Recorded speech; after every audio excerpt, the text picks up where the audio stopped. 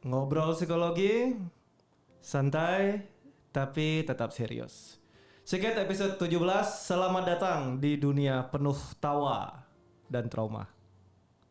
Siapa sih yang gak suka hiburan, apalagi kalau bisa ketawa sambil nonton anak kecil jungkir balik, gelantungan di atas tali. Tapi pernah kepikir nggak berapa kali mereka harus jatuh sebelum bisa bikin kita tepuk tangan dan ketawa-ketawa? Lucu ya, anak kecil tampil lincah sejak masih balita. Berarti latihannya umur berapa ya? Umur setahun kali ya? Masih di kandungan. Masih di kandungan udah jungkir balik. udah disugesti sama ibunya. Yang lebih lucu lagi ya, bahkan mereka kadang nggak tahu nama mereka sendiri. Taunya nama panggung, nama asli mungkin nggak pernah punya. Gimana kalau pelukan diganti pasungan, kemudian kata sayang diganti setrum? Mendidik kali ya? Itu namanya mendidik atau disiksa dengan kreatif ya? Coba. Luar biasa sekali cerita ini ya. Saya waktu dapat topik ini dari sutradara saya yang luar biasa. Wow. Ini sebuah topik yang tepat untuk kita bongkar. Kita akan bongkar tentang kenyataan ya. Kita akan menyindir sistem yang senyum-senyum inilah. Kita di podcast kali ini nggak bahas drama Korea orang-orang puncak kita ya yang penuh cinta dan penuh jual beli itu. Hari ini kita akan bahas sesuatu yang lebih dalam tentang kehidupan nyata. Dunia di mana banyak anak-anak yang dipaksa untuk tampil, dipaksa makan kotoran. Bukan metafora loh ya, makan kotoran beneran. Kita akan ngomongin tempat di mana kita biasanya ketawa tapi ternyata dihasilkan dari air mata yang nggak terlihat ya. Dan bersama saya, Pak Ber akan ditemani oleh partner kita yang luar biasa. Ibu Pauline, silakan. Hai, ya, oke. Miris saya dengarnya nih Pak Ber, ya tentang banyak hal yang lagi mencuat saat ini sebagai perempuan, apalagi ini minggu-minggu hari Kartini ya, makanya saya pakai kebaya. Tapi betul-betul ya, para korban itu adalah rata-rata perempuan, jadi secara orang perempuan juga saya sedih mendengar banyak hal yang belum dilakukan secara adil, terutama kepada perempuan. Ya. Oke, lanjut Pak Ber. Oke, luar biasa ya. Seperti biasa, kita akan membahas dari sudut pandang psikologinya. Podcast ini untuk membahas sudut pandang psikologinya, bukan menyerang. Kita akan gali sama-sama, kita akan cari lebih dalam. Hal apa yang menyebabkan ini terjadi dan apa dampaknya untuk perkembangan mereka yang menjadi korban ini ya. Saya ingin bertanya ya di awal ya. Saat anak-anak lain masih main masak-masakan, karena perempuan ya, kalau laki main masak-masakan nanti beda lagi ceritanya. Ini saat anak lain masih main masak-masakan, mereka belajar akrobat. Anak lain bilang, saya takut. Mereka harus harus hafal ya jadwal pertunjukan. Pada anak-anak yang sejak dini ya, hidupnya penuh dengan tekanan, penuh dengan jadwal latihan, harus nurut gitu ya. Mereka kan seringkali nggak kenal rasa aman ya. Yang mereka tahu kalau salah harus dihukum. Dan ini membentuk sebuah kepribadian yang benar-benar disiplin, keren, teratur. Tapi dari perkembangan otaknya berkembang baik nggak sih? Ya, otaknya karena terisi atau diberi informasi tentang kekerasan, hal-hal yang teratur, hal-hal yang membuat mereka tertekan, ya akhirnya kurang sehat lah. Secara juga berarti artinya juga kurang berkembang dengan baik ya, karena setiap saat mendapatkan stimulus yang membuat dia menjadi tidak bebas, menjadi tidak merdeka, karena semuanya itu karena ada tuntutan atau peraturan dari orang lain yang bukan dari dirinya. Jadi kalau di anak-anak ini ya, berarti secara otak mereka sebenarnya berkembang nggak sih?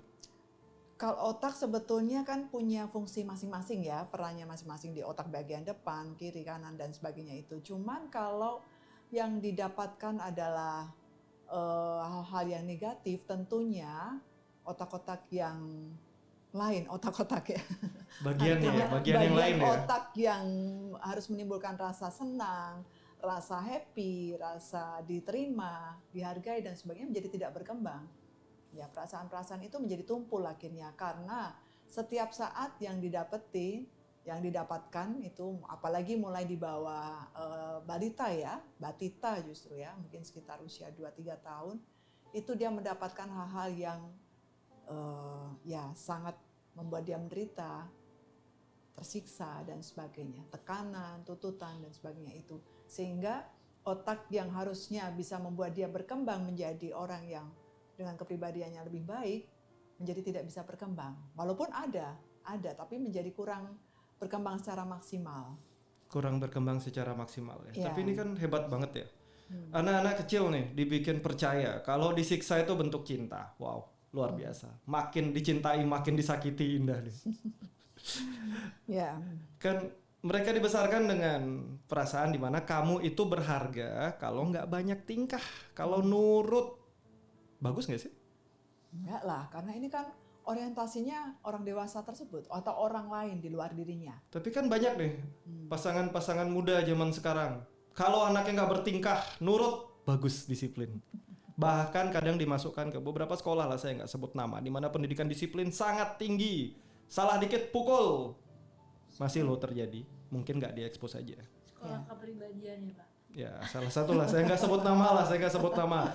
Harus bisa jadi disiplin dan bangga, orang tuanya bangga, pendidiknya bangga kalau anak-anaknya disiplin. Ya. Tapi yang tertanam, seperti yang kita bahas minggu-minggu sebelumnya ya. Sebuah memori tertanam kalau ada muatan emosinya, tapi kita gunakan muatan emosi negatif untuk menanamkan memori. Cara ini sah nggak sih sebenarnya? Kalau dari pendidikan sebetulnya tidak baik ya. Dari sisi psikologis juga tidak baik karena ini akan menimbulkan efek atau dampak yang negatif juga dalam perkembangan kepribadian dia sebagai seorang anak, pertumbuhannya sampai dewasa nanti. Nah, efek-efek ini disadari nggak oleh para orang tua? Apakah dulu dia juga mendapatkan yang sama sehingga ingin anaknya juga mendapatkan disiplin seperti itu? Karena alih-alih ya kata disiplin dan kekerasan kali ya ada perbedaannya gitu. Mungkin bedanya di mana nih? Nah, Mirip disiplin, kekerasan mirip. Betul. Karena kadang-kadang mereka berpikir ini karena demi kebaikan mereka. Ini disiplin, ini supaya mereka nurut dan sebagainya seperti itu ya. Akhirnya muncul kekerasan itu. Padahal kan belum tentu. Karena ada 3 hal yang membuat perbedaan itu. Yaitu yang pertama adalah tujuannya, kemudian metodenya, dan yang ketiga adalah dampaknya.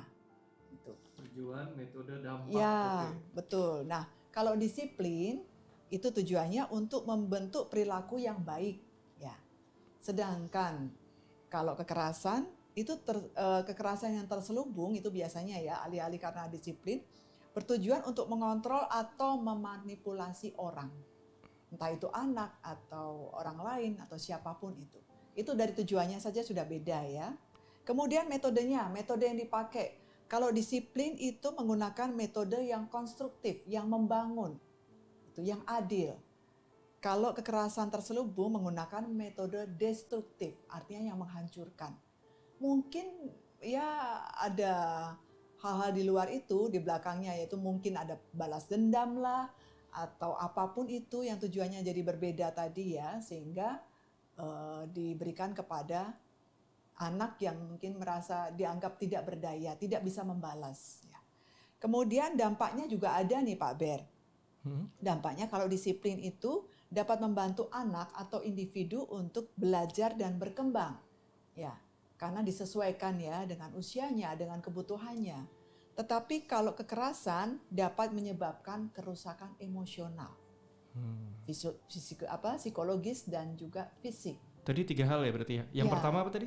Tujuan beda utamanya di mana nih? Nah, beda utamanya kalau disiplin itu untuk kebaikan si anak, untuk membentuk perilaku yang baik. Oke, kalau kita masuk ke kasus tadi, yang pertama itu tujuannya positif untuk membentuk si anak biar lebih pinter, ya kan? Kedua, caranya ya dengan cara yang disiplin sekali, disiplin keras, teratur, terjadwal. Dan yang ketiga juga tujuannya tetap baik. Ya. Tapi hasilnya trauma. Hasilnya karena untuk kepentingan orang lain, bukan kepentingan anak. Jadi ada kata manipulasi juga masuk di situ. Oke, berarti kalau untuk tujuan si anak untuk bikin anak lebih baik gitu disakiti gitu boleh ya? Ya enggak ya. Enggak. Saya kemudian dapat nih, ini cerita agak keluar jalur dikit ya, menyimpang dari topik kita. Ya masih satu topik cuma bukan tentang kisah di pertunjukan, tapi sekolah. Ya. Pengajarnya bawa kayu kecil, salah dikit pukul. Dan itu zaman sekarang ya, bukan zaman dulu. Kalau zaman dulu kena penggaris sudah biasa. Kembali ke zaman sekarang. Kalau zaman sekarang kena penggaris viral. Langsung. Ini belum viral, belum Langsung viral. viral. Nanti dicari deh coba tuh. Masih ada. Semua dituntut jadinya. Ya, masih ada. Dan di sini orang tuanya mendukung. Orang tua mendukung ya mungkin udah ada perjanjian ya, karena dirasa anak-anak zaman sekarang yang dididik tanpa kekerasan mentalnya lemah katanya mereka. Anak-anak zaman sekarang tuh anak-anak apa tuh? Gen baru. Nih. Gen baru yang terakhir. Gen baru yang abjad Itu terakhir ya. kurang cambuk kasih sayang katanya. Oke, kita kembali ke topik kita. Ya. Berarti kekerasan fisik ini dilarang. Kalau dibilang dilarang gimana ya? Orang kadang-kadang juga kita bingung antara fisik yang seperti apa. Apa kalau fisiknya itu memang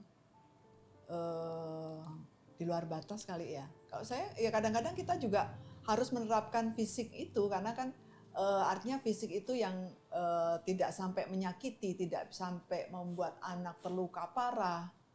Seperti itu ya, karena ya antara verbal dan fisik itu hampir sama lah Pak.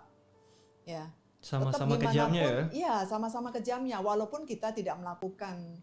Tapi kalau kita nggak fisik. menyakiti atau memberikan sebuah tekanan ya, baik Ya. secara fisik ataupun secara verbal ya, Ya, kita nggak bisa nanam memori loh. betul. Berarti Tapi masih bisa- perlu ya. Bisa pakai cara yang lain kali. Kan ada dua emosi, positif negatif. Kalau kita bilang anak bikin salah, kita kasih emosi positif kan juga nggak tepat.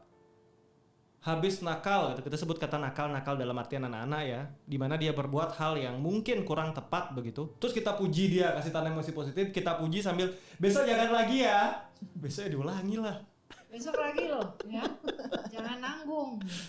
Lagi. Total. Ini topik tentang mendidik ini memang agak luas ya. Agak luas dan nggak bisa kita globalkan sama ya itu ya. Oh ini berarti kalau fisik ya berarti apapun kita bisa lakukan lah gitu ya. Oke, berarti kalau sedikit menyakitkan itu masih boleh ya? Ya kali.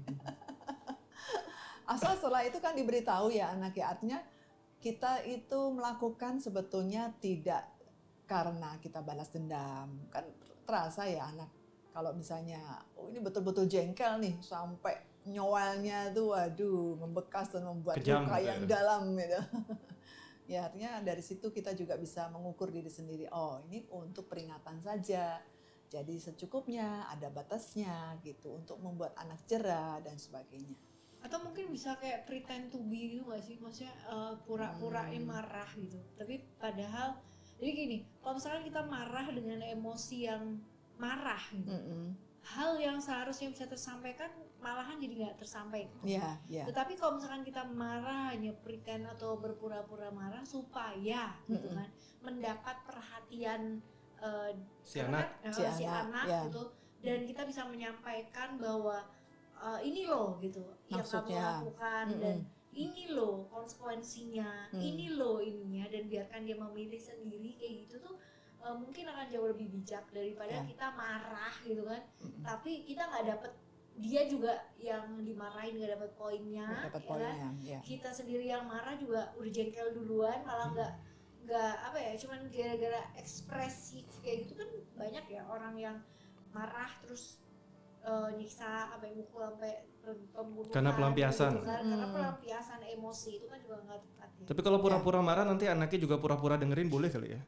Ya kan dia nggak tahu kalau kita pura-pura ya kan. Emang kita bilang aku mau pura-pura marah. Jadi drama loh. dong. Ya, Ayo kita latihan drama. Berarti kita dapat Acting, kesimpulan kecil nih. Iya. Pura-pura marah nggak apa-apa buat para Nggak orang apa-apa, tua dengan ya. tujuan untuk menanamkan sebuah emosi ya. Betul. Karena kadang untuk menarik perhatian, memberikan emosi boleh agak keras. Tapi ingat, jangan lukai bahasa cinta utama. Kalau bahasa cinta utamanya anaknya sentuhan, silakan dibentak dengan nada agak tinggi, tapi jangan dipukul. Begitupun sebaliknya. Kalau anak bahasa cintanya adalah kata-kata, ya jangan dibentak tinggi, mending dicubit kecil. Jangan gunakan bahasa cinta utama untuk menanamkan sebuah memori kalau kita ambil sisi negatif memorinya ya, sisi negatif emosinya. Ya. Kita akan kembali lagi nih. Mereka yang ini kan banyak ibu-ibu ya, Ibu Kartini nih ceritanya Iya, nih, para iya, ibu-ibu. betul, Kebetulan betul. saya Ini punya ibu-ibu. psikolog ibu-ibu nih. Mbak, ada Mbak. Dari pengalaman nih membesarkan anak ya. Waktu anak masih kecil dulu, pernah nggak sih ada hari di mana tidak marah ke anak? Ada? Seminggu berapa kali? Waduh, udah nggak inget ya. Rata-rata ngomel gitu, marah gitu. Seminggu mungkin 6 hari atau 5 hari. Anak masih kecil itu berarti sekitar 3 5 tahun sampai ya. 5 tahun lah. 3 sampai 5 tahun. Lagi seru-serunya mereka. Oke. Tabrak oke. sana, tabrak sini, loncat Ya. sana, loncat sini. Ya. Saya marah ada batasnya. Artinya kalau dia memang nakalnya itu di luar batas ya, di luar seusia dia yang bisa sampai seperti itu, nah itu baru saya marah. Tetapi kalau memang itu sewajarnya dan anak belum tahu bahwa itu disebut nakal, itu saya akan bisa maklumi Oke. dan saya akan beritahu penjelasannya. Seminggu berapa kali? Balik lagi. Pertanyaan saya seminggu berapa Dikejar kali? lagi. Ya, 3 kali deh. 3 kali ya, seminggu Jawab aja pokoknya. seminggu dimarah 3 kali. Kira-kira anak-anak yang seminggu dimarahin 3 kali ini mereka besar dengan perasaan aman atau nggak aman ya? Dibandingkan dengan 7 hari dalam 1 minggu, separuhnya ya. Nggak Separuh. nyampe separuh. Asal di bawah 50% seminggu gitu masih agak aman ya besarnya Masih ya agak berarti ya. aman lah karena setelah dimarahi jeda dikit lalu kita beri penjelasan, tidak sekedar kita marah ya, kita sesuaikan dengan usia anak juga. Pada saat anak sudah bisa diajak komunikasi, kita beritahu secara bahasa anak di usia tersebut gitu. Oke, karena dari yang saya tahu ya, koreksi jika salah, mereka yang besar tanpa rasa aman ya, Ya. mereka akan sibuk mencari rasa aman. Untuk mereka yang sibuk mencari rasa aman di masa dewasa, ini cenderung agak bahaya, apalagi kalau perempuan ya. Akhirnya yang terjadi apa? Mencari dari pacarnya, pasangannya, seks bebas. Karena kenapa? Tidak merasa aman di rumah. Betul. Ini terjadi. Dan ingat, pembentukan memori ini yang vital 2 kali ya. 1 masa kecil, 2 setelah menikah. Banyak loh pasangan masa kecil dibesarkan dengan indah oleh orang tuanya. Kayak drama Korea gitu ya, indah lah kehidupannya. After married dapat pasangan luar biasa, nggak pernah ngerasa aman. Banyak, akhirnya yang terjadi hidupnya tidak pernah merasa aman. Tidak merasa aman ini kemana-mana larinya. Kalau tadi mungkin ada cerita mungkin di remaja seks bebas, pergaulan kurang baik, terkena obat-obatan terlarang. Di masa dewasa ini lebih serem lagi. Kalau pernah lihat orang yang nggak pernah puas secara materi ya, selalu merasa hidupnya kurang, ini juga salah satu bentuknya. Udah kerja setengah mati masih paksa kerja lingkungannya, kenapa? Selalu rasanya kurang. Akhirnya orang sekelilingnya itu jadi sama nggak berharganya dan nggak amannya seperti dia. Tanpa dia sadari, dia membentuk lingkungan yang tidak pernah aman. Dan yang terjadi memang kehidupan dia tidak pernah aman, ada aja problem. Ini adalah mereka yang besar tanpa rasa aman. Jadi konteksnya akan lebih luas lagi, bukan sekedar feel aman, insecure, tapi insecure-nya kemana-mana. Punya pekerjaan jalan stabil, hancur usaha, ini terjadi karena dia yang menciptakan kondisi itu selalu. Nah kalau sudah seperti ini, kira-kira secara psikologinya diapain Ibu? Dibina ya Pak. Apa dibinasakan? Loh, salah. Ya salah. Tidak ya. Orang kalau dengan kesadaran dia punya kekurangan itu, tentunya dia akan minta tolong. Ya pada orang ahlinya, ataupun paling dekat teman lah. Teman untuk dia bisa curhat, bisa ngobrol. Kenapa masalah ini sering terjadi dalam pola hidupnya, dalam lingkungannya, atau apapun itu. Kenapa masih sering ketipu? Kenapa masih hancur juga? Kenapa nggak ada berkatnya, tidak ada hal yang baik di sekitar kehidupannya? Kalau dia menyadari bahwa itu menjadi masalah dalam dirinya. Kan kebanyakan mereka nggak sadar, tapi mereka bilang salahnya lingkungan saya lah, salahnya si dia, sebelah kita yang nggak bener, akhirnya jadi problem dan saya hidupnya nggak aman lagi gara-gara kamu, gara-gara dia, kan gitu biasanya. Betul. Dan kita pun yang melihat secara netral, secara pertemanan, yang ingin membantu dia pun akhirnya menjadi salah ya, menjadi susah untuk beritahu karena mungkin sudah ada defense, sudah ada hal penolakan dari dia dan menganggap kita nggak ngerti apa-apa, tidak mengerti dirinya dan sebagainya ya. itu serba salah jadinya. Oke, kita kembali nih Bu, Ya. ke tema utama judul kita tadi. Banyak yang bilang melatih disiplin itu penting sejak dini itu ya. Kalau mungkin dipasung sejak dini itu boleh nggak ya untuk latihan disiplin? Nggak boleh lah. Tidak boleh sama sekali, atas alasan apa ini? Itu Kan disiplin biar nggak keluar pasung, biar nggak kemana-mana pasung, nurut jadinya kan gede dikit udah nurut. ya, Berhasil tapi kan pembentukan disiplinnya. ya berhasil menanamkan Kontrol, disiplin. ketidakadilan. Trauma ya. Ya, Ya. betul, trauma. Kan kita stres. butuh trauma tadi udah sepakat. Dipasung kan nggak sakit, cuma dipasangin gitu aja. Terus gimana cara mau pipis ya? Ya di tempat tadi kan ada cerita tadi saya dapat bahan juga makan kotoran lengkap. Loh, kan kotoran berasal dari kita. Ya kembali ke kita lah kali. Dengan penyajian yang berbeda ya. Berarti dipasung ini nggak masuk cara baik ya. Oh, sangat-sangat Jadi, sangat tidak ini ya, ini masuk masih- akal, tidak manusiawi. Jadi untuk teman-teman di luar sana, kalau saya masih dapat cerita nih di beberapa areal di negara kita tersayang ini, orang dengan emotional disorder masih dipasung loh, masih sampai hari ini loh. Ini tepat nggak ya?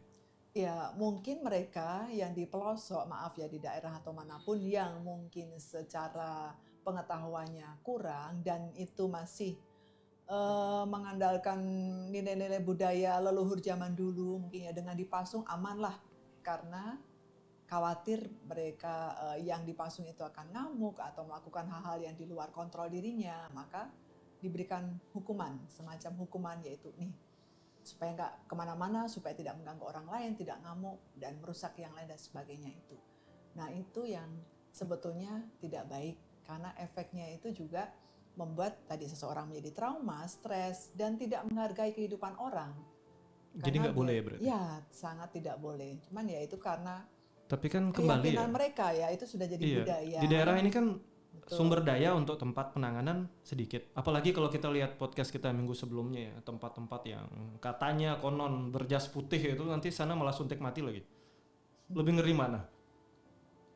Mas, soalnya rumah sakit khusus gangguan kejiwaan, masuk agak gangguan pulang gila tuh. Saya bingung Banyak, juga mau banyak. dibawa kemana. Salahnya di mana itu? Nah itu kita perlunya diperbaikinya di mana nih? Apa mending dipasung aja kali ya? Lebih aman. Ya, masalahnya beda sih ya. Cuman memang satu ada keyakinan tentang budayanya yang dikira nanti membuat orang itu menjadi baik, menjadi sembuh. Nah satunya lagi ya nggak tahu apakah kalau sudah merasa sudah ditangani oleh orang yang ahli itu akan menjadi baik. Karena itu tergantung pada persepsi siapa ya, pasien tersebut ya. Kalau ternyata informasinya atau stimulusnya adalah yang membuat dirinya semakin tertekan, ya akan semakin gila dia. Berarti lebih aman mereka itu dirawatnya di rumah saja atau di rumah sakit khusus? Sebaiknya di rumah sakit khusus ya. Kalau rumah sakit khususnya kayak kisah Nah kemarin itu jadi bingung deh. mesti pilih-pilih tempat kali ya. Oke, kita kembali ke topik nih. Kita sudah melebar, kita kembali ke topik Iya, kita. betul.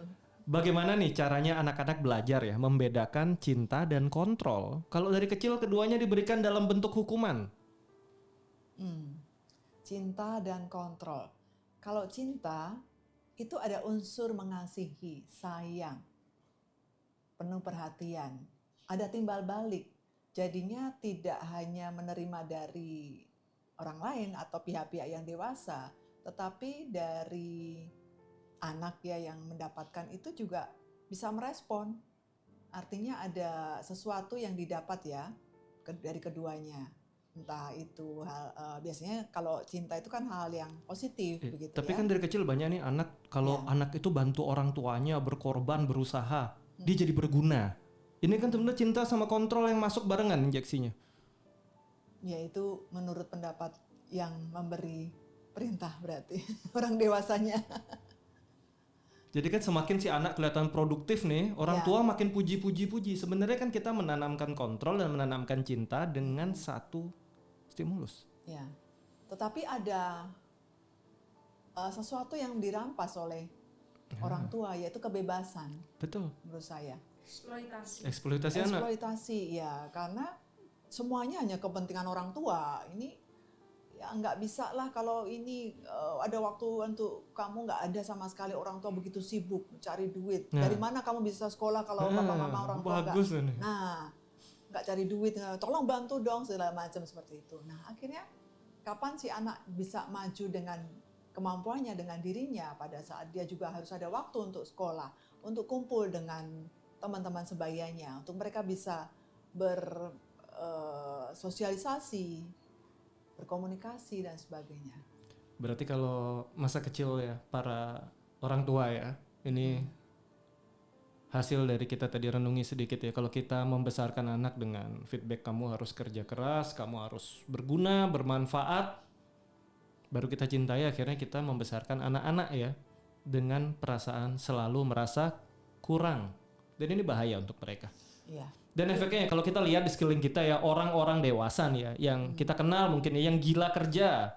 Kalau di kantor, ke bosnya harus cari validasi lah. Harus selalu tampil berhasil dan menunjukkan hasil. Ini kira-kira berarti jangan-jangan mereka korban-korban masa kecil ya, yang ditindas sama orang tua mereka, terus mereka merasa sudah sembuh, tapi sebenarnya para korban kali ya. Betul, betul, karena ya butuh pengakuan itu tadi, karena merasa di saat waktu dirinya masih kecil ya dieksploitasi, dimanfaatkan oleh orang tua untuk hal-hal yang membuat mereka tidak nyaman, tidak bebas. Nah, kalau anak disuruh kerja terus orang tua ngapain? Nggak kerja. Orang tua kerja juga, anaknya juga harus kerja, juga, ya. harus berbakti. Ya, tapi alih-alih seperti itu sebetulnya nggak benar ya. Bagaimanapun anak juga punya tugas tersendiri. Ya, dalam masa pertumbuhannya dia juga harus mengalami itu. Dan berarti yang harus kita ingat adalah banyak dari kita ya. Ya, mereka kemarin kan yang cerita kisah itu panggung sudah lewat lama ya. Sudah ditutup, udah dibubarin, sudah nggak ada. Tapi banyak dari kita yang ya masih menjadi penggembira panggung.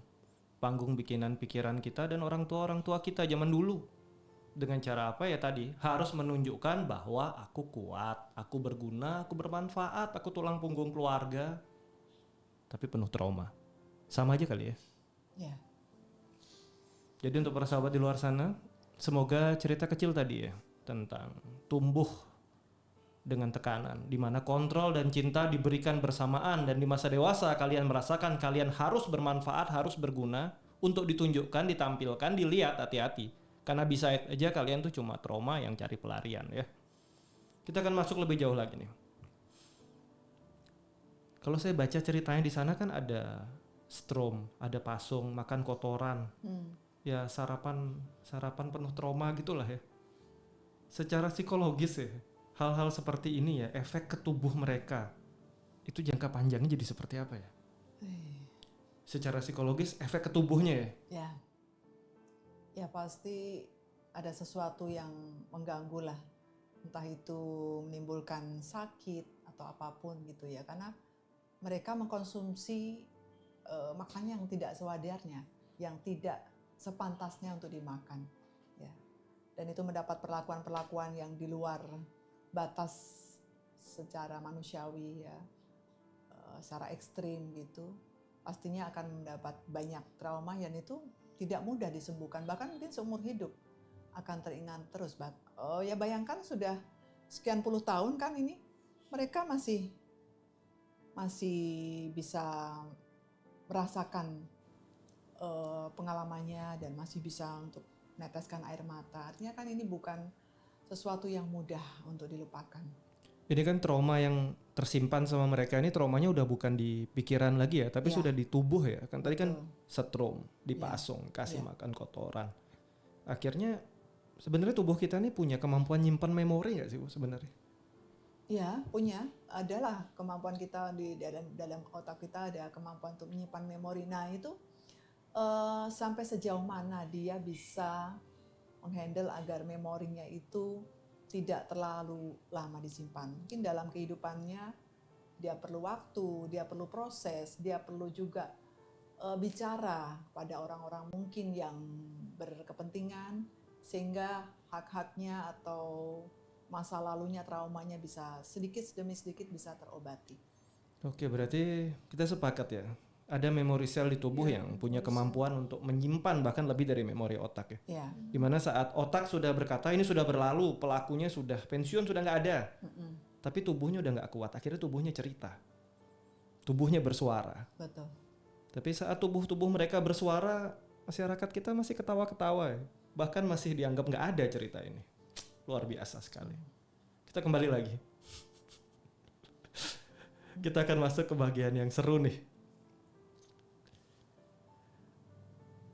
Bagaimana orang dewasa ya kadang bisa berpikir untuk bikin anak-anak merasa bahwa kamu layak dihukum untuk sebuah pertunjukan yang bagus. Berpikirnya gimana ya kira-kira? Merasa bersalah bisa, Guilty. bisa diberikan iming-iming juga bisa. Reward ya. Kotoran tadi. No, I mean kalau misalkan itu kan punishment kan jatuhnya kalau kotoran, ya kan? Tapi kalau misalkan kayak reward atau Semalam bebas pasung? mungkin saja bisa terjadi atau dibikin merasa bersalah. Dan ya ini berasa bersalah ini penting ya karena banyak korbannya bukan marah loh mereka, tapi ngerasa bersalah. Sukses berarti. Ya. Masih ada nggak di sini yang sering bikin orang dekatnya ngerasa bersalah, Mungkin. anak-anak yang ngerasa bersalah, pasangannya yang ngerasa bersalah? Hati-hati. Kalian sedang menciptakan panggung kalian. Ya. Betul.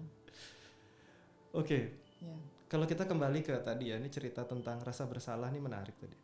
Boleh nggak sih sebenarnya membentuk atau membangun sebuah kontrol dengan cara guilty secara psikologinya? Ya, rasa bersalah itu boleh. Tetapi kan semuanya ada batasnya. Jadi kalau yang dari cerita ini sudah kelewat batas sih menurut saya. Jadi semuanya kebetulan sebagai korban ini juga perasaannya sama, perlakuannya juga mendapatkan perlakuan yang sama. Jadi anggap saja berarti semuanya sakit dong, ya kan? Saling cerita pun nggak bisa karena kan sama-sama mengalami gitu. Jadi mereka mau kemana, minta tolong dan sebagainya. Nah, seperti yang saya sebutkan tadi bahwa boleh kita memberikan pola asuh dengan rasa bersalah atau apapun itu, tapi tentunya ada batasnya supaya memang anak tahu bahwa dia melakukan suatu kesalahan. Tapi kan kalau kita lihat ke sudut pandang yang lebih kecil dulu di tempat terjadi korban-korban itu ya, beberapa korban malah membela pelakunya karena sudah dididik dari kecil bahwa kepatuhan itu adalah sebuah cinta. Lama-lama kan dia nggak bisa membedakan. Ya. Akhirnya dia membela si pelaku. Ya. Dan dia nggak sadar dia korbannya. Betul. Ini sering nggak sih terjadi juga di kehidupan kita sehari-hari di panggung-panggung kita ya? Betul. Si pelaku, si pembuat rasa bersalah tiba-tiba muncul jadi kayak penyelamat gitu. Ya. Ini kan banyak nih orang tua bermain anaknya dibikin bersalah, habis itu dikasih masukan dengan bijaksana banget gitu. Bedanya apa ya? Ya. Jadi itu tadi orang yang merasa bersalah dan akhirnya membela pelaku, yang pertama mungkin karena dia menganggap karena setiap hari dia mengkonsumsi itu ya, akhirnya itu menjadikan suatu pembenaran. Ini loh yang benar seperti ini gitu. Karena tidak ada yang lain. Nah, akhirnya kebawa dalam kehidupannya, mungkin bisa sampai sekarang juga. Mungkin dia akan menjadi pelaku juga suatu saat ya, karena jadi dari korban karena dia melihat bahwa itulah yang benar. Karena setiap hari itu yang dia alami. Nah, kemudian kalaupun dia membela pelaku, nah barangkali ada sesuatu yang lain. Entah apa yang membuat dia berkeputusan kuat. Ya benar dong, kan biar aku juga tegar, biar aku juga kuat mungkin itu. Atau ada iming-iming yang lain yang kita nggak tahu. Kalau kita bilang seperti tadi ya, rasa bersalah itu boleh selama dalam batas tertentu. Batas tertentu ini sebatas apa ya, tolak ukurnya yang masih boleh sama nggak boleh. Jadi teman-teman di luar sana biar nanti kalau lagi mau kali pingin punishment pakai rasa bersalah gitu kali ya buat orang-orang sebelahnya. Biar tahu batasnya gitu. Ya kita sesuaikan dengan usianya dan pengetahuan anak kali ya. Artinya kalau memang anak usia 3 tahun loh, diberi latihan mungkin dari pagi sampai malam dengan jeda waktu yang singkat untuk istirahat. Kalau tidak nurut jadi tambah lagi mungkin hukumannya dan segala macam. Itulah, kalau itu kan sudah kelewat batas menurut saya. Disesuaikan dengan kondisi anak. Oh iya, dia capek, dia waktunya tidur, dia harus istirahat. Kan Setelah istirahat ini lagi disesuaikan. Kan kita pernah sebagai orang dewasa pernah mengalami masa-masa seperti mereka kan, usia-usia tertentu. Kalau di Jadi, silent treatment berhari-hari itu sama orang dewasa boleh nggak? Kan rasa bersalah juga tuh. ya rasa bersalah juga. Dan ya. menganggap benar lagi dengan tujuan biar dia belajar. Betul betul. Boleh Ya. nggak? Kembali kepada masing-masing ya. Karena begini, silent treatment itu barangkali untuk yang korban yang diberi efek terapi silent treatment mungkin supaya ada terapi jera kali ya, mungkin biar ngerti. Tapi kalau misalnya sebagai yang memberikan silent treatment, mungkin dia pingin ada kesenjangan waktu tersendiri. Dia pingin menarik diri dulu deh, nggak banyak nggak banyak berkomunikasi atau apapun itu, supaya masing-masing bisa merenung atau apa sehingga pada saatnya nanti bisa komunikasi lagi dengan kondisi yang sudah netral ya.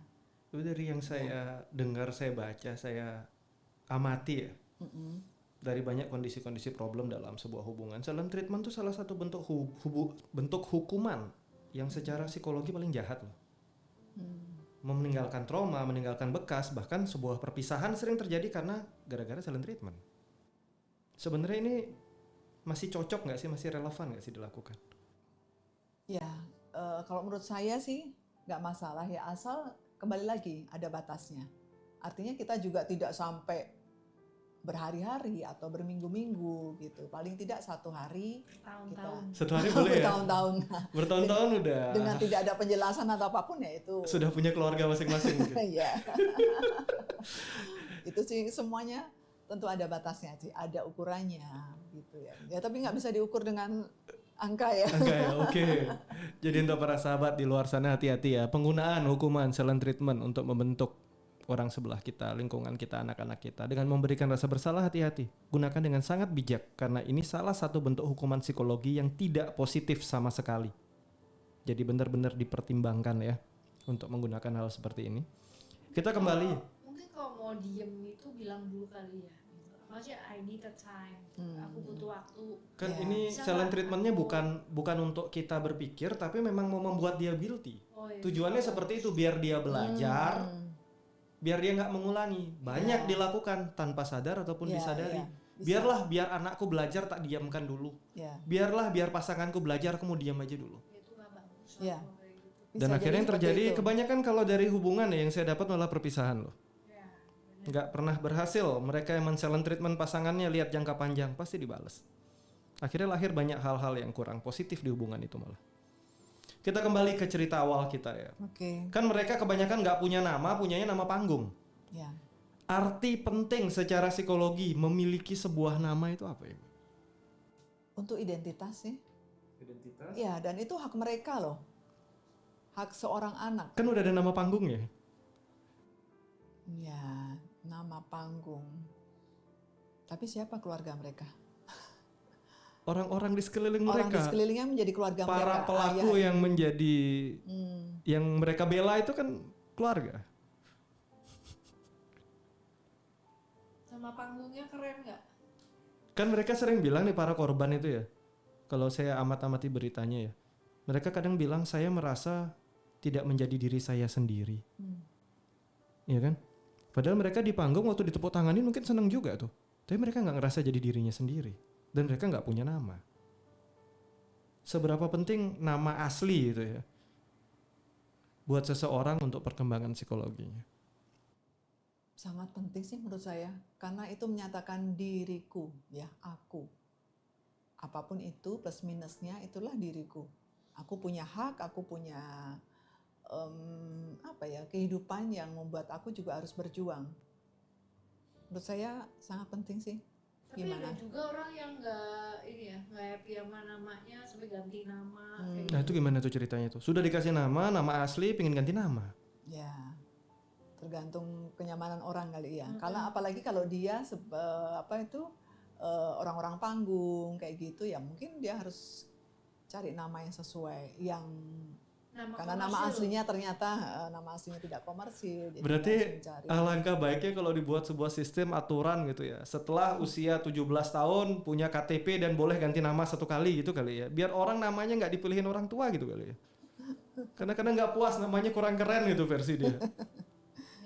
Kan ditambahin bisa. Jadi selalu ada nama aslinya kan dari orang tua. Jadi bawa nama orang tua plus nama baru Nama baru. di usia 17 tahun.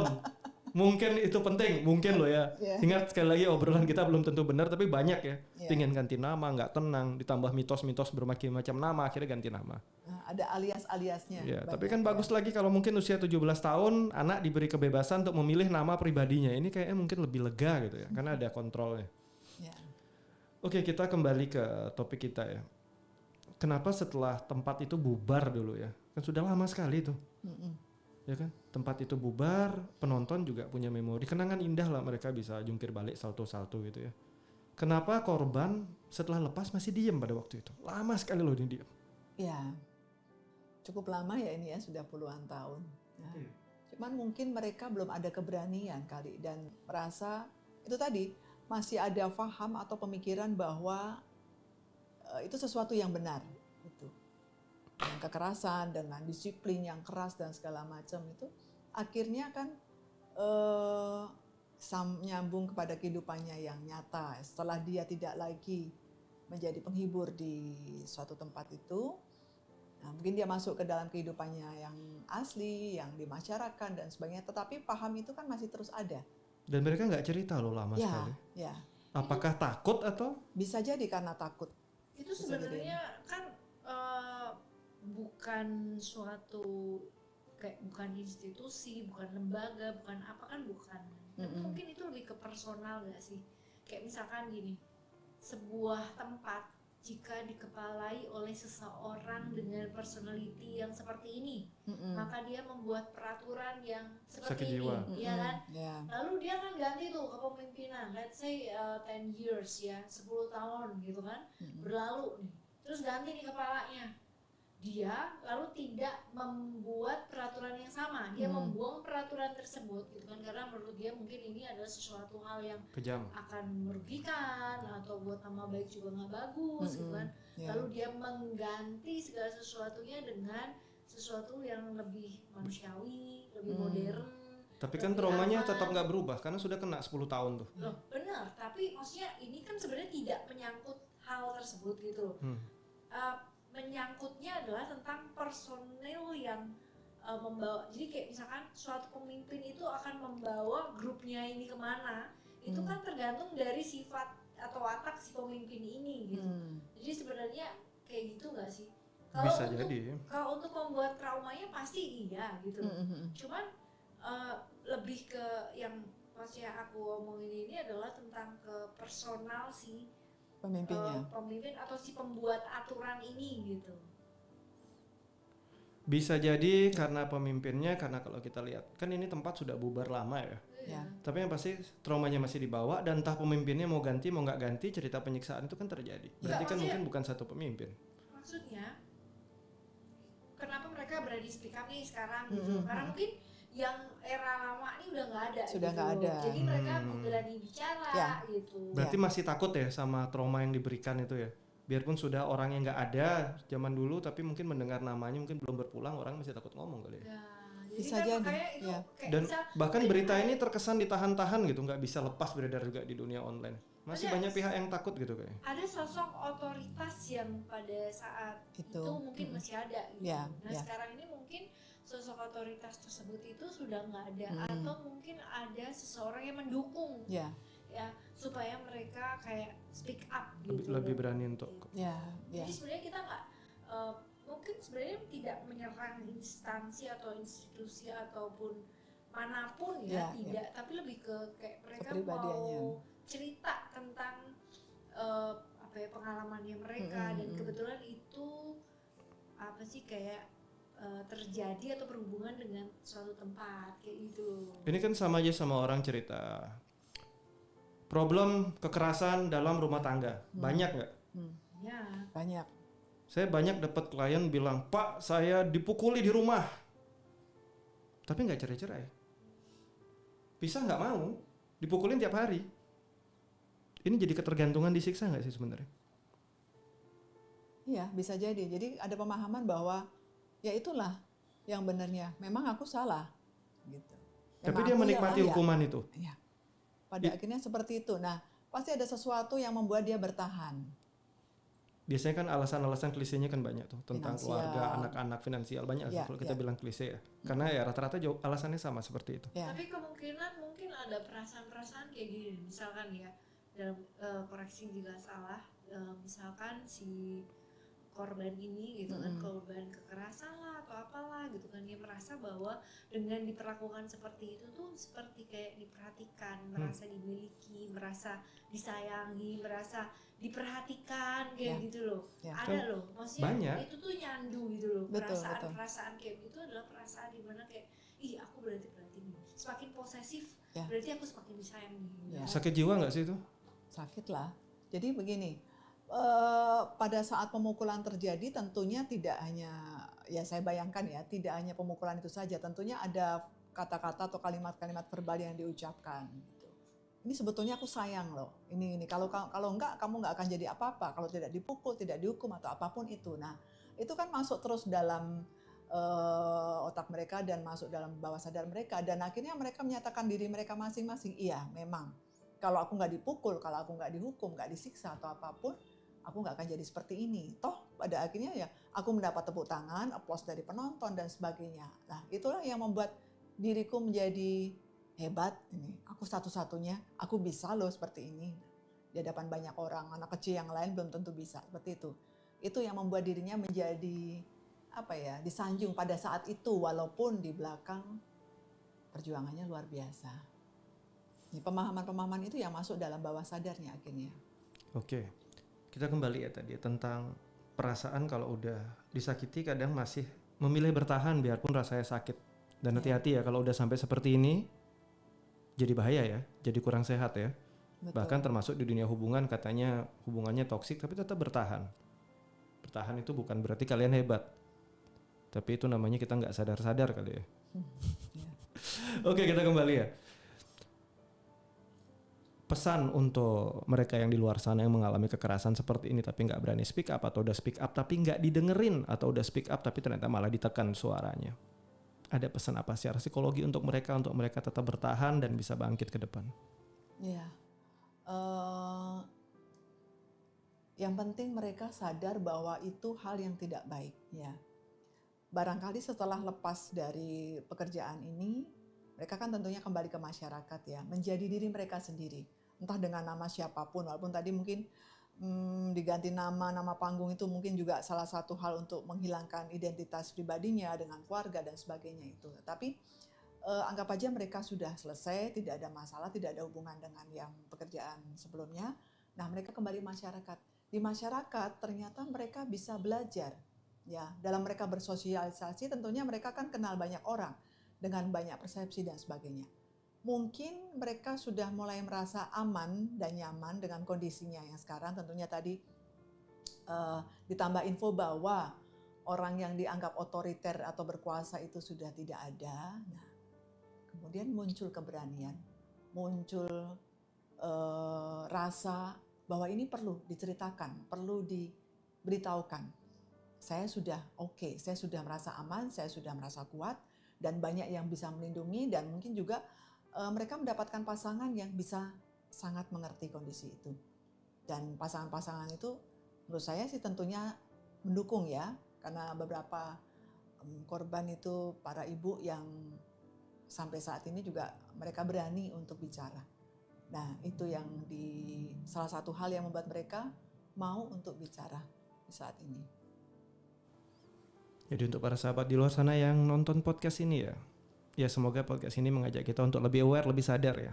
Banyak lingkungan di luar kita, bahkan mungkin diri kita ya, mengalami traumatik. Dan ingat, trauma itu bukan tontonan, termasuk menonton trauma diri kita sendiri. Trauma bukan buat ditonton, tapi buat diselesaikan. Dengan cara apa? Disampaikan. Kalau memang membutuhkan, cari orang ahli. Jangan ditontonin terus trauma diri kita tiap hari, apalagi sibuk scrolling nontonin traumanya orang gitu. Sambil wah saya tersentuh, itu berarti kalian punya trauma yang sama. Selesaikan. Oke, kita akan jumpa lagi di session yang lain nanti. Tetap di Siket ya, dengan tema kita akan cari tetap sudut pandang psikologi dari sebuah kejadian sehingga kita bisa belajar sama-sama. Oke, terima kasih semua. Sampai jumpa kembali. Terima kasih, bye.